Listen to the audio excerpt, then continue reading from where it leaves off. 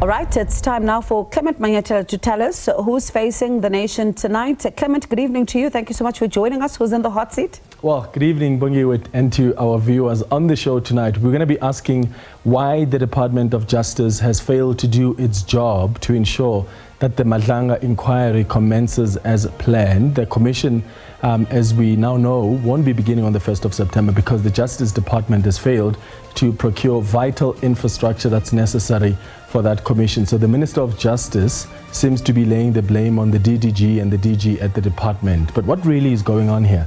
The Minister faces the nation tonight. Also on the show, did the Higher Education Minister Buti Manamela fail to follow the law when he placed 3 setas under administration? Because that's what the seta CEOs are saying. But the minister is also facing questions around the appointment of the administrators who have got questionable backgrounds to these setas. And he has now asked the Public Service Commission to vet the administrators, which is weird because how do you appoint people and then you go to the Public Service Commission to say, oh, please vet the people after the fact? So the chairperson of Parliament's Higher Education Committee, Tabo Kholitsie, will tell us how Parliament will be holding the minister accountable and asking him some tough questions.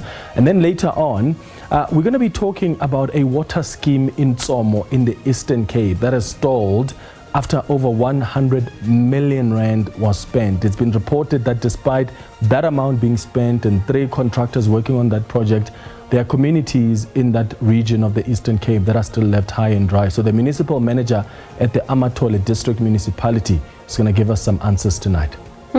Certainly, you know, especially when you talk about the water issues, if really so much money is being spent and years later residents are still left with nothing and it's not, you know, complete, it begs the question, where did the money go? Clement, thank you so much for speaking to us. That's Face the Nation at 8 p.m. tonight. You do not want to miss it.